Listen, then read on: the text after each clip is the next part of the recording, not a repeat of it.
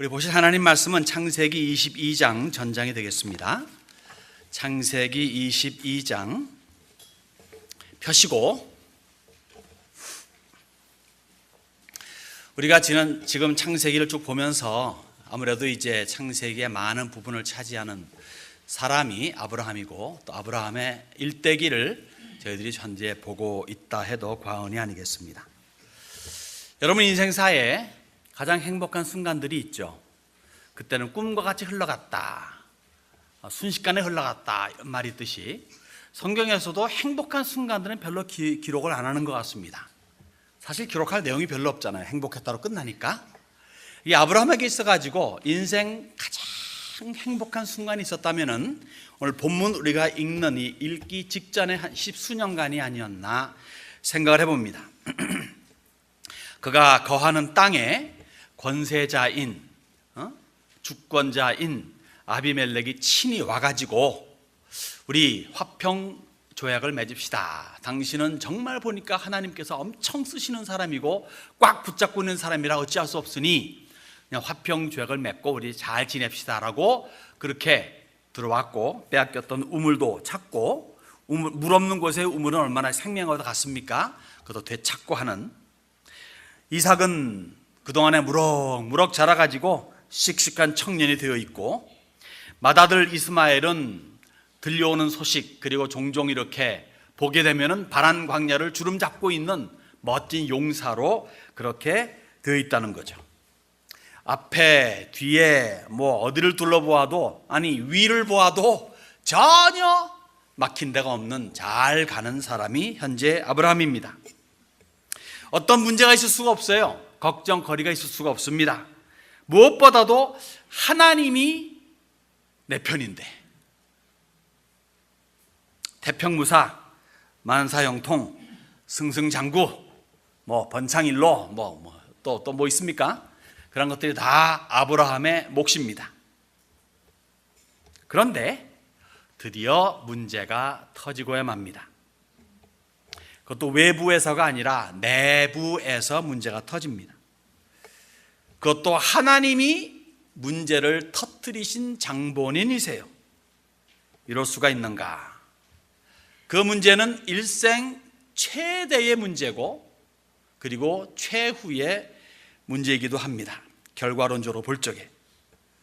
사실 이 오늘 우리가 읽을 이 사건 이후에 아브라함은 한 50여 년 정도는 더 살았다 생각을 하는데, 그 위에 어떤 자연적인 흐름에 의한 어떤 그 사건의 전개 외에는 특별한 문제가 일어나지 않습니다. 오늘 그 문제로 들어가 보고자 합니다. 거기에 따른 아브라함의 대처와 그 결과도 함께 살펴보기를 원합니다. 22장 1절과 2절은요, 하나님께서 문제를 일으키는 장면이 있죠. 너의 아들 독자 이삭을 내게 번제로 드리라는 내용이죠. 우리 1절과 2절 함께 읽겠습니다. 같이 읽겠습니다. 시작. 그 일 후에 하나님이 아브라함을 시험하시려고 그를 부르시되 아브라함아 하시니 그가 이르되 내가 여기 있나이다. 여호와께서는 이르시되 내 아들 내 사랑하는 독자 이삭을 데리고 모리아 땅으로 가서 내가 내게 일러준 한 산 거기서 그를 번제로 드리라. 시험도 시험 나름이지 이런 시험이 있을 수가 있습니까? 가장 행복한 때에 가장 어려운 시험이 닥칩니다. 성경 어디에도 아브라함이 행복한 순간 그저 등 따시고 배부르니까 그저 하나님도 저 멀리 하고 그랬다는 기록도 없고, 또 그런 흐름이 그랬을 리도 만무합니다. 정말 하나님을 경외하고 그 다음에 경외하는 가운데서 그 행복을 누리고 하나님이 주신 행복을 누리고 있는 그러한 멋진 시대, 좋은 시대 때 갑자기 하나님께서 청천벽력 같은 그러한 그 메시지를 던져주십니다. 내 아들, 내 독자를 나에게 번제로 바치라. 여러분들이 살다가 좀 힘들 때도 있잖아요. 무슨 딱히 큰 잘못을 저지른 것도 없는데 큰 사건에 연루될 수가 있고, 뭐 내 잘못은 아닌데 남으로 말미암아 뭐 일이 뭐 이런 일들이 벌어집니다. 뭐 애가 아플 수도 있고 뭐 중병 걸릴 수도 있고 뭐 사업이 내가 아닌 뭐 다른 어떤 사건으로 망할 수도 있고, 그래가지고 참 어려움을 닥칠 때 그때 하나님께서 힘들지? 너 나에게 이거 하면 내가 다시 한번 멋지게 해줄게 하면 좀 어느 정도 이해는 하겠어요. 물론 내가 너를 잘 아길 테니까 네 아들을 뺏어가겠다 한다면 그것도 좀 잔인하겠죠. 그러나 그래도 어느 정도 이해는 할 수 있겠는데, 뭐 딱히 잘못한 것도 없고 그리고 잘 나가고 있고 정말 괜찮은데 하나님을 항상 경외하는데 갑자기 어느 날 와가지고 마른 하늘에 무슨 뭐 벼락 치듯이 말이죠, 내 아들 독자를 내게 번제로 드리라 라고 말씀하십니다. 참 인생 잘 나가는 거기에 찬물 끼얹는 거 같아요. 얼음물을 끼얹는 것 같습니다. 아니면 갑자기 홍두깨입니다. 이제 아브라함은요 노인이에요. 125세 정도 된 노인입니다. 이삭은 약속받은 독자입니다. 언약의 아들이에요. 아내도 100살이 훌쩍 넘은 110세, 115세 정도 된 그런 할머니예요. 사라의 유일한 아들이에요. 만일 이 아들을 하나님께 예를 들어 바쳤다고 한다면 아들이 사라진다 그러면 이 사라의 감정이 어떨까? 보통 여자입니까? 우리 지난번에 봐서 알죠. 보통 여자 아니에요. 그것도 생각해 봐야 되고, 그리고 무엇보다도 이 아이가 없어지면 미래가 없어지는 겁니다. 그래서 이해를 못하는 거예요. 이해가 안 되는 거죠 사실은. 이 번제가 뭡니까? 이 번제가 제대로 드려지려면요 이 번제물로 올려지는 동물 각을 뜹니다. 다시 말해 쭉 잘라가지고 다 이렇게 뼈를 다 이렇게 필요한 곳에 잘라가지고 이렇게 펼쳐놓는 거죠. 내장을 뽑습니다. 필요한 그런 어떤 지방질, 뭐 콩팥이라든가 아니면 간에 붙은 그런 지방질을 다 뽑아내게 되어 있습니다. 피를 뽑아내게 되어 그런 뽑아내고 그 다음에 그 동물을 올려서 태우는 거예요. 지금 자기 아들을 번제로 드리라는 것은 그런 일을 하라는 겁니다. 그냥 무슨 예를 들어 무슨 불교의 어떤 종교 의식같이 뭐 이렇게 입적하게 될 때 무슨 태우고 그러지 않습니까? 곱게 모시고 옷을 잘 예쁘게 입히고 그 다음엔 큰 그런 것도 아니고 번제물로 각을 뜨고 피를 빼고 지방질을 없애고 그 다음에 거기서 태우는 그런 일들을 하나님께서 아브라함에게 너에게 준 너의 사랑스러운 눈에 집어넣어도 아프지 않을 독자를 그렇게 번제물로 드리라고 명령하시는 겁니다. 분명 하나님께서는 아브라함에게 너의 아들 이삭을 통해서 너희의 자손들을 하늘의 별과 같이 바닷가의 모래같이 많게 해주겠다 라고 약속을 하셨는데, 이 아이가 죽으면 어떻게 되는가? 이 아이가 자식이 있는 것도 아니에요. 얘가 지금 비록 20살, 25살 되었다 할지라도 무슨 결혼해가지고 다시 무슨 애를 가졌다는 것도 아닙니다. 이해가 안 되는 거예요. 우리는 알죠. 성경에 써 있으니까 그 다음 이야기도. 근데 그렇지 않다면 이해가 되겠습니까? 이걸 만일 예를 들어 드라마라고 생각하십시오. 드라마 이제 4편이에요 4편. 5편이 아직 안 나왔습니다. 모르잖아요. 그런 식으로 지금 이해가 되지 않습니다. 너희를 구원할 자를 보내주겠다. 그런데 너희를 구원할 그 사람은 실은 자기 스스로도 해결하지 못하고 죽을 거다 이거예요. 참혹히, 그렇게 참혹하게 죽어야만 구원이 가능하다라고 한다면 이해가 됩니까? 물론 여러분들 제가 무슨 말 하는지 아시겠죠? 이해가 되겠죠? 근데 그것은 믿음을 바탕으로 이해가 되는 거지 이해가 아닌 겁니다. 믿을 수가 없어요. 이해할 수가 없어요. 한국형의 능지처참이라는 것이 있습니다. 말로 표현하기 좀 너무 끔찍하죠. 그런 식의 사형이 십자가 로마 시대 때 사형입니다. 그렇기 때문에 우리 주 예수 그리스도의 십자가상의 죽음은 일반의 생각으로서는 상상할 수가 없는 이해 불가입니다. 끔찍하고 잔혹하고 그리고 어떻게 보면 매우 어리석은 것이에요. 그러나 성부 하나님은 그렇게 성자를 사람의 죄를 대속히 위해서 죽게 하셨습니다. 십자가의 참혹한 그러한 죽음으로 죽게 하셨습니다. 마치 이삭을 번제로 드리는 것 같이 말입니다. 이렇게 하나님께서 독자를 바치라고 명령을 했는데 거기에 반응하는 아브라함이 참 또 대단하다 여겨져요. 여러분, 우리 3절에서 좀 길지만 14절까지 함께 합독하시겠습니다.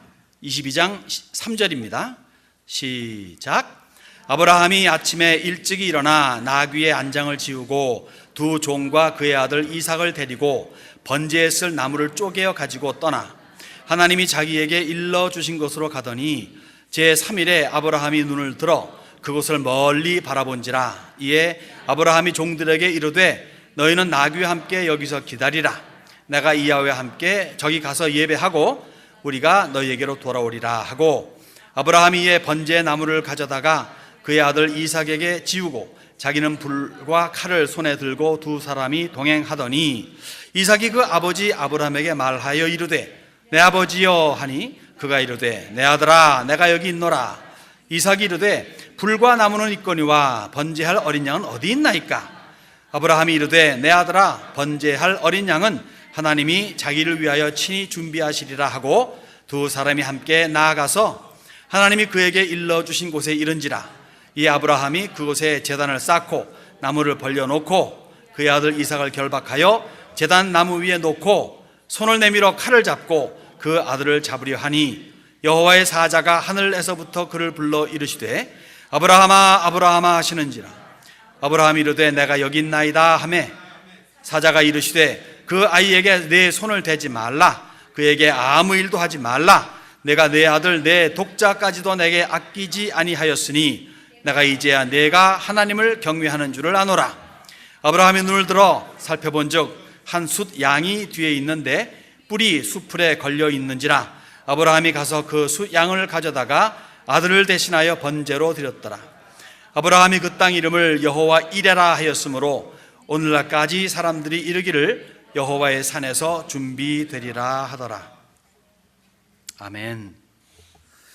참 신기하죠? 군소리 없이 즉시로 이행하는 아브라함을 봅니다.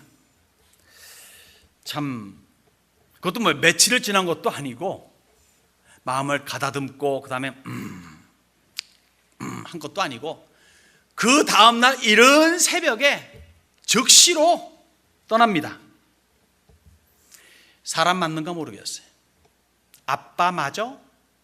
이런 질문을 던질 만도 합니다. 물론 뭐 아내에게 말했을 리 만무하겠죠. 단촐하게 두 종과 더불어 네 사람이 장작을 짊어지고 그리고 떠납니다. 사흘이 지납니다. 모리아 산 기슭에 도착합니다. 그리고 장작과 더불어서 아들과 단둘이 산속으로 올라갑니다. 죄송합니다. 그러자 이삭이 물어봅니다. 아버지, 번제물은요? 아브라함의 대답이 걸작입니다. 여호와 이레. 하여간 핑계는 제일 좋아. 뭐가 안 돼서 그러면 하나님께서. 잘했으면 내가 잘난 거고 못했으면 하나님 잘못한 거고, 이런 핑계를 많이 하잖아요. 이런 핑계를 댄 건 아니고 사실 답이 궁색하죠. 그리고 이분은 진짜 믿음으로 고백한 거죠. 여호와 이레. 하나님이 알아서 하신다. 하나님이 준비해 주신다. 드디어 도착합니다. 그 장소가 어떤 장소입니까? 우리는 그저 모리아산 위에 한 구석이다 말하지만 나중에 아라우나의 타작마당이 되죠. 그것은 곧 하나님께서 진노하시사 재앙을 베푸실 적에 다윗 왕이 거기에서 번제물을 올림으로 말미암아 하나님의 진노를 멈추게 한 장소이기도 하고, 다윗이 나중에 수도로 삼은 예루살렘의 한 부분이기도 하고, 결국 그 장소가 솔로몬의 성전이 지어지는 장소가 되기도 합니다. 번제단을 쌓고 태울 나무를 벌려 놓는 것까지는 좋았어요. 그런데 갑자기 아버지가 자기를 묶습니다. 그리고는 번제물 위에 올려놓습니다. 알고 봤더니 여호와 이레는 자기였어요. 이럴 수가. 아버지가 칼을 높이 듭니다. 어머, 장난 아니네. 아니, 나보고 후계 자라고 말해놓고선, 그리고는 형 이스마엘까지 내쫓아놓고선, 이건 또 무슨 시츄에이션? 이거예요 지금. 참 대단하죠. 아브라함의 하나님께 대한 순종도 대단하지만 아들의 아버지께 대한 순종 역시 대단합니다. 죽음을 초월한 그러한 순종이기 때문에. 여러분, 예수님을 죽음에까지 내몬 하나님의 사랑이 대단하죠. 그런데 그 죽음을 감수하고 천하 만민을 사랑하여서 십자가에서 죽음을 택한, 죽음을 어쩔 수 없이 맞이한 분이 아닙니다. 택해야만 죽음이 오는 겁니다. 택한 예수님의 인류 사랑 역시 대단하지 않습니까? 그래서 여호와 이레입니다. 십자가의 구원 역시 여호와 이레라는 거죠. 사람이 한 것이 아닌 하나님께서 준비해 주신 겁니다. 주저없이 칼을 드는 아브라함을 급히 제지하시는 하나님을 보게 되죠. 그리고 하나님의 감탄사가 기록됩니다. 내가 내 아들 독자까지도 내게 아끼지 아니하였으니 내가 이제야 내가 하나님을 경외하는 줄을 아노라. 지금에서야 깨달았을까요, 하나님께서? 아니죠. 하나님 경외하는 것은 저 수십 년 전에 이미 있는 것이고 익히 알고 있는 것인데 지금에 와서 이것을 말씀하신 건 왜 그렇습니까? 다시 말해, 온 천하 만민에게 얘는 진짜 나를 경외하는 애야 라고 공적으로 인정하시는 그러한 순간이에요. 공적 인정 필요합니다. 이스라엘 백성 내 백성이야. 그렇게 하신 게 수백 년 지났는데 애굽을 지나고 그 다음에 광야에 도착해서 이스라엘 백성들의 시내산에서 자 이제 공식 계약 체결하자 하는 것 같이, 예수 믿으면 구원받습니다, 하나님의 자녀가 되었습니다. 그런데 때가 되어가지고 자 세례받자, 뭐 말하는 겁니까? 공적인 인정이 필요하다는 겁니다. 그래서 여기서 한번 짧은 이 아브라함의 행동을 통해서 짧은 공식을 한번 저희들이 도입해 보기를 원합니다. 다시 말해, 믿음은 행위를 요구하고 행위는 여호와 경외를 바탕으로 한다는 거예요. 한번 따라해 보실래요? 믿음은 행위를 요구하고 행위는 하나님 경외를 바탕으로 한다. 믿음은 뭘 요구합니까? 행위는 뭘 바탕으로 합니까? 네. 이것을 제대로 마음속에 새긴다면 여러분의 신앙생활에 큰 도움이 될 줄로 압니다. 여러분, 아무리 이해가 안 된다 할지라도 아브라함은 일단 하나님을 신뢰했어요. 믿었다는 얘기입니다. 믿음. 그래서 그는 뭐라고 생각했는가 하면 이렇게 생각했습니다. 내가 죽여서 번제를 드리면 하나님이 다시 살려 주실 것이라고. 제가 하는 말 아니고 제가 생각해낸 말 아니고 히브리서 11장에 이렇게 기록이 되어 있습니다. 자, 우리는 부활을 믿죠. 부활의 사건을 믿고 그 다음에 등등 미래에도 부활이 있을 것을 믿어 의심치 않습니다. 이 당시입니다. 아브라함 당시 전혀 부활의 개념이 없어요. 개념 자체가 없습니다. 근데 아브라함에게는 이런 게 있습니다. 나는 하나님을 신뢰한다. 그래, 하나님께서 나를 통해서 내 아들 독자 이삭을 통해서 자손만대로 큰 번성케 하고 창대케 한다. 천하 만민이 예로 많이 복음받게 될 것이다 라고 믿어요.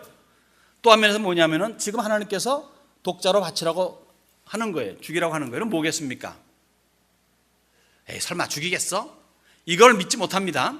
왜냐, 하나님을 아니까. 하나님이 한 번 하신 말씀은 이루시니까. 그래서 죽이라. 오케이, 죽여야지 그러면. 그럼 못 가. 죽으면 끝이고 야는 살아야 돼 갖고, 죽으면 끝이고 다시 살아야 된다는 것은 뭡니까? 살아야 된다는 건 뭡니까? 편히 말하면 다시 살아야 된다는 거예요. 그러니까 다시 살 것을 믿었어요. 하나님 알려주신 개념 아닙니다. 그렇게 믿었어요. 얘는 죽어야 된다, 얘는 살아야 된다. 뭡니까? 다시 살아야 된다. 부활신앙입니다. 부활신앙을 아브라함은 가졌어요. 이해를 넘어선 믿음이죠. 믿음의 발동입니다. 이것이 얼마나 대단하냐, 엄청 대단하다 하는 걸 어떻게 알 수 있는가 하면은, 예수님을 믿고 제자로서, 사도로서 3년을 따라다닌 제자들입니다.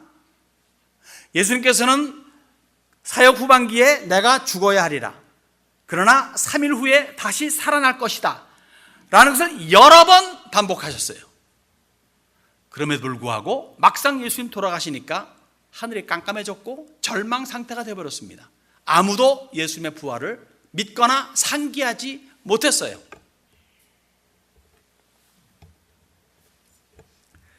여러분, 지금도 그렇지 않습니까? 사실 사람의 요 한계에서는요, 부활을 못 믿습니다. 사람의 이해, 지성, 논리 등등으로는 부활을 알 수가 없습니다. 부활을 모른다는 것은 구원의 도를 알 길이 없다는 겁니다. 십자가의 깊이를 알 길이 없다는 겁니다. 그래서 믿음이 우선이라는 거예요. 믿으면은 알게 되고 믿으면은 이해가 되는데, 믿기 이전에 이해를 하려고 그러고 알려고 그러니까 안 되는 거죠. 이해 불가는 뭡니까? 결국 믿음 불가가 되고, 믿음 불가는 뭡니까? 결국 구원 불가가 되는 거예요. 그래서 그 믿음, 하나님이 주시는 선물이라고 하는 거죠. 그 선물이 결국 우리로 하여금 이해를 시키고, 그 다음에는 천국에 대한 소망을, 확신을 가지게 만들어줍니다. 자, 번제로 드리라, 번제로 드리겠습니다. 실제로 행동을 옮기고 있습니다. 그러나 하나님께서는 이제 이 독자, 이 번제로 드리게 된 이 독자를 통해서 놀라운 일들을, 즉 복을 선물해 주신 것을 우리는 그 다음에 몇 절을 통해서 발견할 수가 있습니다. 15절로 19절까지를 같이 한번 다시 읽겠습니다. 시작. 여호와의 사자가 하늘에서부터 두 번째 아브라함을 불러 이르시되, 여호와께서 이르시기를 내가 나를 가리켜 맹세하노니 내가 이같이 행하여 내 아들 내 독자도 아끼지 아니하였은즉 내가 내게 큰 복을 주고 내 씨가 크게 번성하여 하늘의 별과 같고 바닷가의 모래와 같게 하리니 내 씨가 그 대적의 성문을 차지하리라. 또 내 씨로 말미암아 천하 만민이 복을 받으리니 이는 내가 나의 말을 준행하였음이니라 하셨다 하니라. 아멘. 거침없이 칼을 들어가지고 일단 이삭을 죽이려고 하니까 이제 누가 다급해졌습니까? 하나님께서 다급해졌어요. 아브라함아, 아브라함아, 아브라함아, 스탑, 스탑 in the name of the love. 뭐 이런 노래가 있었던 것 같은데. 네, 어쨌든 스탑. 그리고는 저 옆에 있는 양으로 대신해라, 그렇게 이제 말씀하시는 거죠. 기막힌 이런 아브라함의 리액션에 감동하신 하나님은 아낌없이 그의 아들에게 복을 내려주십니다. 그런데 그 복은 아브라함과 다를 바 없는 복이에요. 왜 아브라함과 다를 바 없는 복인가 하면, 아브라함에게 주신 복은 더 이상 줄 수 없는, 인간으로서는 더 이상 가질 수 없는 그러한 복이기 때문에 그렇습니다. 어떤 복입니까? 천하 만민이 복을 받는 복입니다. 천하 만민이 풍성하게 받을 수 있는 복이라면 누구를 통해 나간다? 아브라함을 통해 나간다. 아브라함은 그 복을 누리는가? 누리죠. 누리다 못해 남도 누리게끔 해주는, 이보다 더 큰 복이 어디 있겠습니까? 40-50년 전에 아브라함에게 약속하신 복이 그대로 아들에게 전수가 됩니다. 창세기 12장에 땅의 모든 족속이 너로 말미암아 복을 얻을 것이니라. 땅의 모든 족속은 천하만민이죠. 같은 복의 내용을 그 아들 때에도 전수하는 거예요. 여러분, 저는 꿈꾼다고 정말 소원하는 게 있다면요, 저는 저의 자식들이 저보다 더 좋은 믿음을 가지는, 아마 다 그렇잖아요. 나보다 우리 자식들 더 잘 돼야지 하는 게 부모의 꿈 아니겠습니까? 근데 내가 최고로 가졌어. 내가 이 밀림의 가장 큰 나무야. 그 가장 큰 아름드린 나무 옆에는 잣나무밖에 없다 그러잖아요, 보통. 그러나 내 자식도 나만한 그런 큰 나무를 나무가 되기를 원해. 어느 부모나 원하는 걸 겁니다. 그 복을 지금 주신다는 거죠.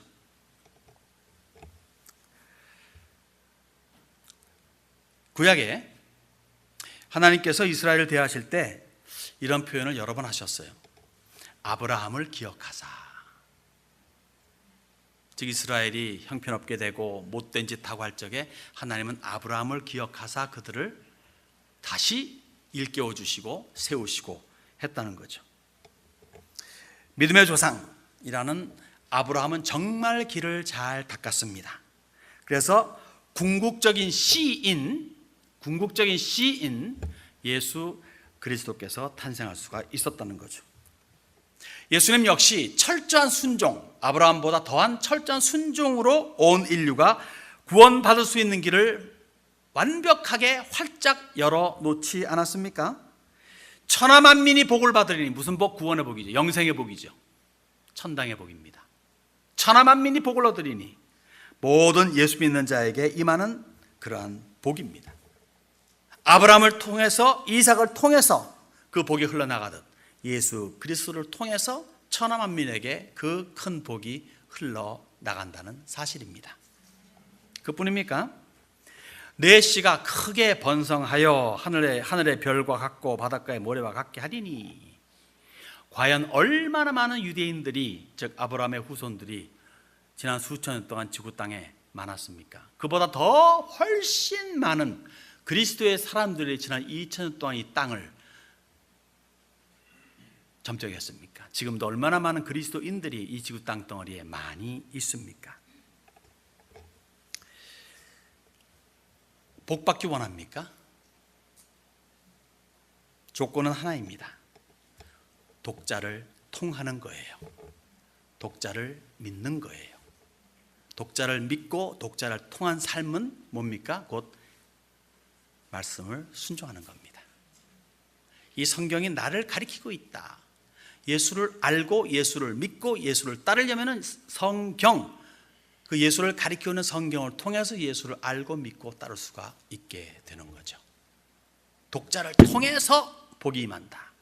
오늘 독자를 믿는 우리들은 그 성경 말씀을 준행함으로 말미암아 그 복을 누리고 나눌 수가 있다는 거죠. 마지막으로 볼 사항은, 마지막 5절은요, 독자를 위한 그런 또 이야기가, 사이드 이야기가 소개됩니다. 우리 20절에서 25절까지 여러분의 혀도 약간 이렇게 연습할 겸 하겠습니다. 다 같이 시작. 이 일 후에 어떤 사람이 아브라함에게 알리어 이르기를 밀가가 당신의 형제 나홀에게 자녀를 낳았다 하였더라.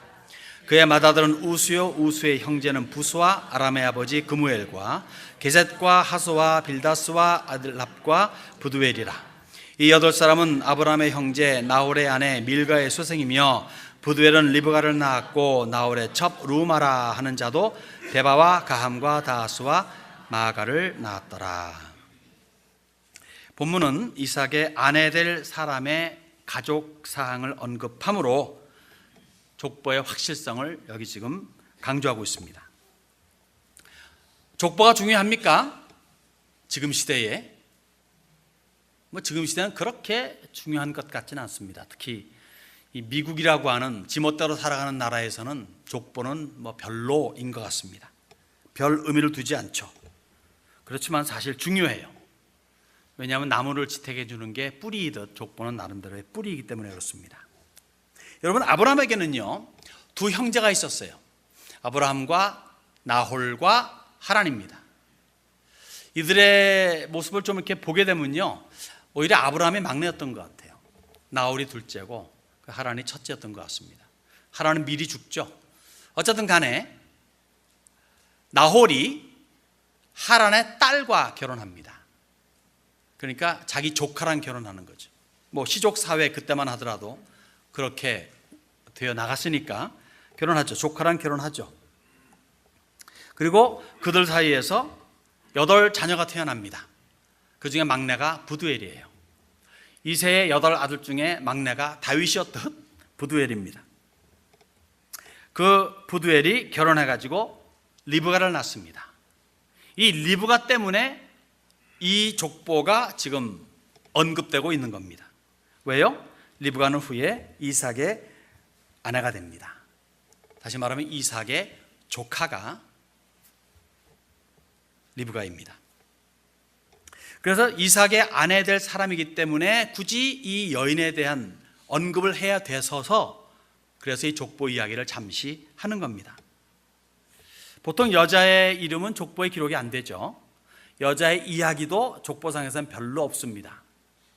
이 창세기에 나오는 사라, 리브가, 그리고 라헬, 레아 등등 이야기는 많이 언급이 되기 때문에 의뢰 그런 것 같지만은 성경 다 보세요. 그 수없이 많은 족보 중에서 여자들 이야기는 거의 없어요. 이 창세기 요거 몇 개 이야기 외에는. 왜요? 그만큼 첫 번째 그 첫 세대들의 이야기가 예수님을 나타낸 예수님의 어떤 족보의 확실성을 보여주는 거에 중요하기 때문에 언급을 하는 겁니다. 결국 이 족보의 모든 궁극점이 어디로 맞춰지는가 하면은 예수 그리스도에게로 맞춰지는 거예요. 그래서 독자의 뿌리를 확실히 하고자 하는 의도가 지금의 이야기입니다. 독자를 위해서 나오는 이야기. 독자는 누구입니까? 여기서는 이삭이지만 궁극적으로는 예수 그리스도입니다. 신약을 여는 마태복음의 첫 장은 족보장이라고 우리 보통 말하죠. 그리고 누가는 거슬러 올라가 가지고 마태가 아브라함에서부터 시작했다면 누가는 아브라함을 거쳐 지나서 하나님께로까지 연결이 됩니다.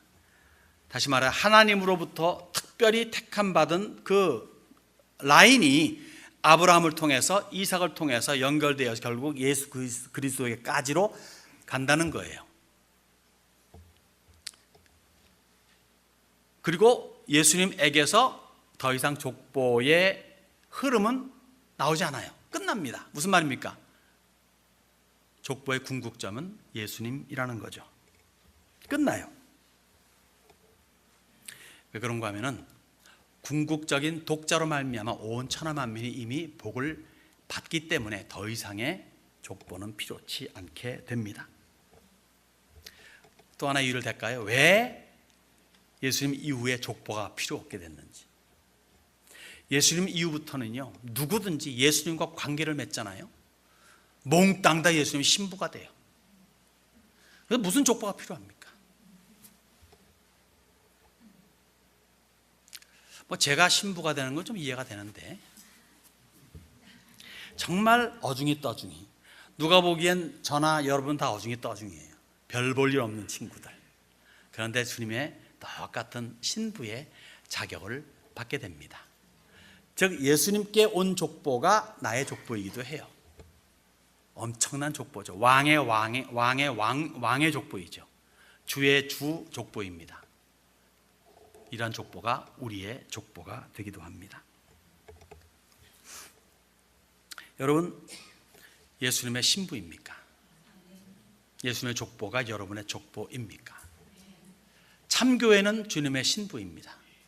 여러분 참교회 성도여야 될 줄로 믿습니다. 그 참성도 참교회는 예수 그리스도를 머리로 모시는 그러한 분입니다. 오늘 찬양대 머리 없이 잘 불렀어요. 좀 거친 부분이 있지만 교회에 편히 말 작은 머리라 그러면 저 아니겠습니까? 목사.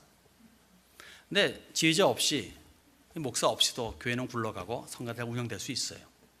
좀 효력적인 면에서 효과적이 약해질지 몰라도 올라갑니다. 그러나 교회의 진정 머리 되시는 예수님 없이는 다 1초도 움직일 수 없습니다.